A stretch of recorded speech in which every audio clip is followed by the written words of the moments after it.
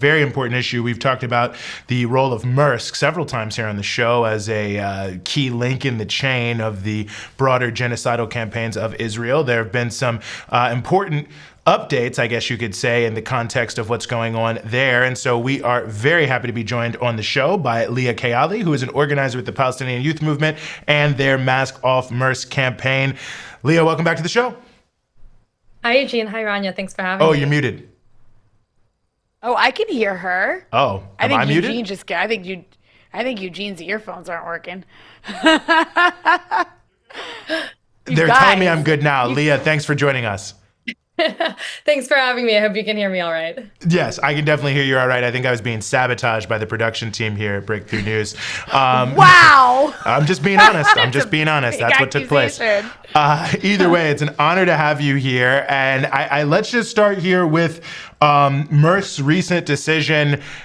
Well, you explained it to us because they were saying that they were divesting from, involvement in Israel in some way, shape, or form, obviously under the pressure that the Mask Off Maersk campaign has been putting on the company. So give us a sense of what they said and what they claim they're doing and how that impacts their broader complicity.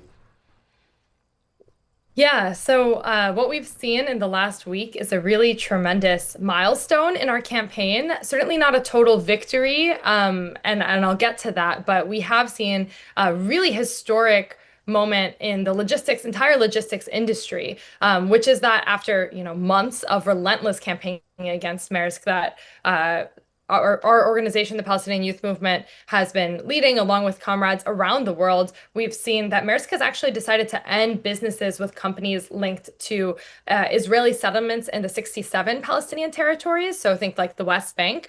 And I say that specifically because they haven't divested from all of the Zionist entity. And we know that the entire project is itself an illegal settlement from a Palestinian perspective. But that being said, I think the fact that they have decided to withdraw their relationships with companies that are operating in illegal settlements is a really significant milestone and an indication that they're feeling the heat from our campaign.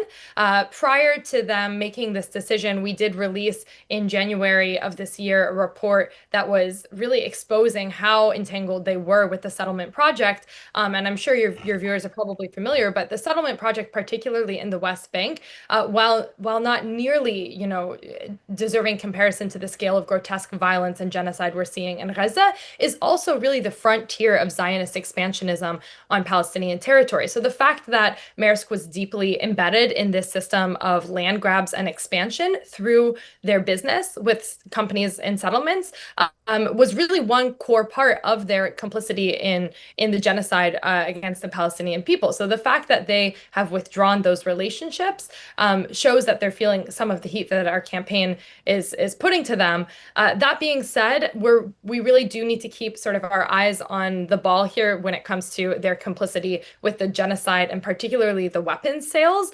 Maersk is still participating in sending weapons components and military cargo to the Zionist entity for them to be able to not only commit a genocide in Gaza, but to be able to expand this war across the whole region, as we've seen recently in their completely illegal attacks on Iran. So until Maersk completely divests from their involvement with the Department of Defense, with the Israeli military, we are going to continue to be pressuring them, but we definitely take it as a sign of our power that they have pulled back this relationship with all of the settlement companies.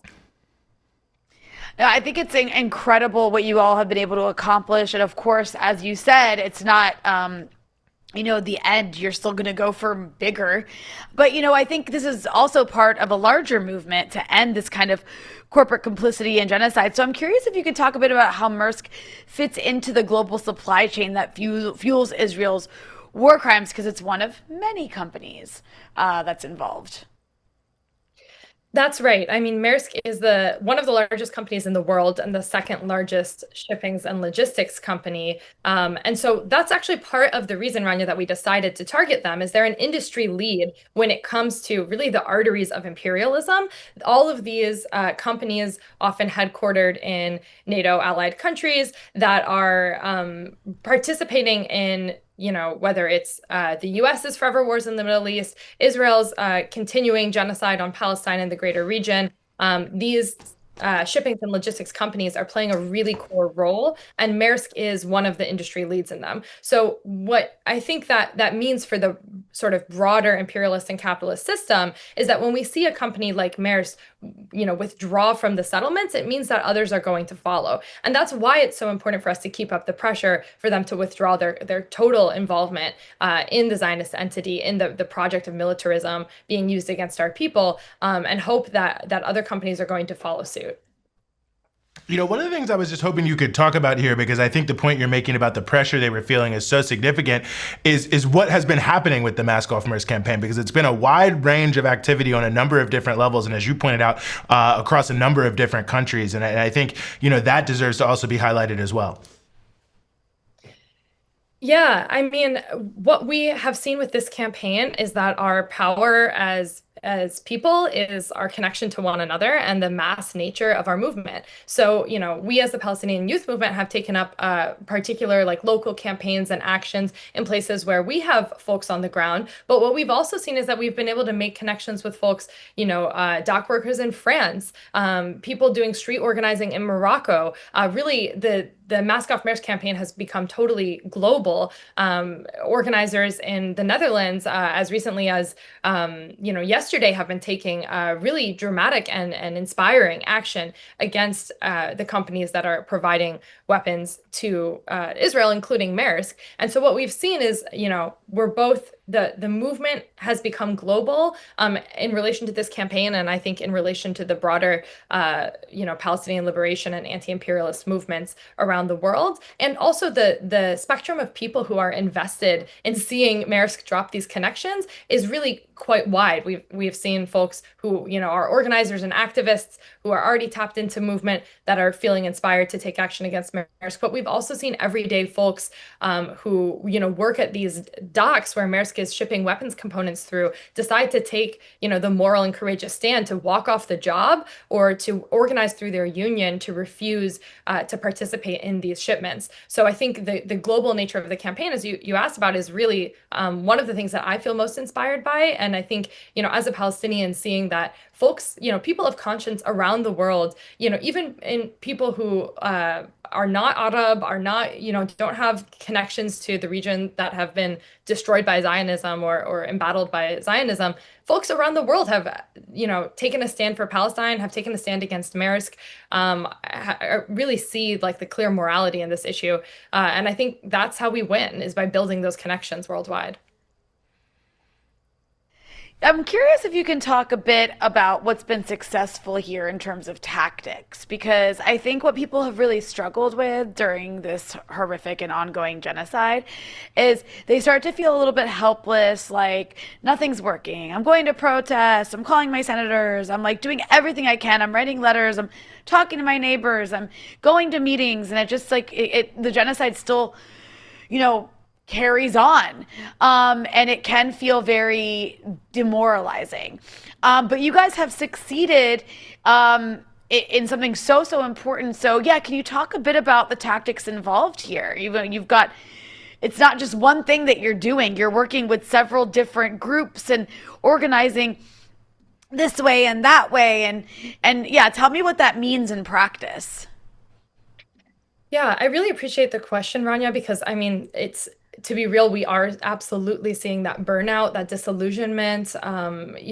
Hope is a flame that we have to keep alive. And as Malcolm X said, we're not outnumbered, we're out organized. And so the task really is for us to get organized and be invested in the sort of long-term revolutionary struggle that we're going to need to finally, rid ourselves of the chains of Zionism and imperialism. And to do that, we have to invest in a myriad of strategies and tactics to isolate Zionism. As I mentioned earlier, it's not just about the settlements. It's not even just about, Palestine. It's about this entire imperialist system. And so in order to be tackling something that large, we have to be, mass in our movement and also patient in our strategies, while also, exploring a range of options. So just to make that concrete, in this particular development, when it comes to the settlements, complicity with the settlements that Maersk recently retracted, we pursued strategies involving, legal reports, and,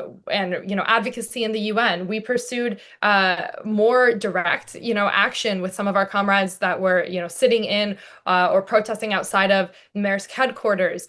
There were folks who disrupted the actual docks where Maersk was sending shipments. And then there were also, the teach-ins, the mass protests, the canvassing and flyering, and really that entire range of tools in our toolbox as organizers is what we need to finally confront these monsters of imperialism. Because what we're after here is isolating Zionism, and in order to isolate Zionism, we need to really hit them where it hurts, target the companies that are allowing them to facilitate the flow of weapons, the flow of goods, that keep the entity maintaining their genocide. And that's long work, and it requires us to get creative, but to rely on one another ultimately. So I would say it's a mix of the mass actions, the political education, but also the direct confrontation of Maersk wherever it is. Well, as you said, Lea, there's more work to be done, and I assume there are some people watching this right now who might be wondering how they can get involved in the Mask Off Maersk campaign. What would you advise them to do? Yeah, so you can follow us and stay updated with the campaign at Mask Off Maersk. We have a website. We also have an Instagram. If you know that Maersk is in your city, you can reach out to us, and details on how to do that are located on both the Instagram and the website. We need folks to get involved in this campaign, and really we need folks to take up the strategy of a people's arms embargo. It may start with Maersk, but it needs to expand to the whole system that's upholding Zionism. So, I always joke, evict your local war profiteer. I think that's how we need to start thinking as a movement. And we hope that folks continue to stay updated to the campaign, plug in, and think about what you can do in your local organizing to evict your local war profiteers. Right on. Lea Kayali, an organizer with the Palestinian Youth Movement and the Mask Off Maersk campaign, thank you so much for joining us here on the Freedom Side. Thanks so much for having me.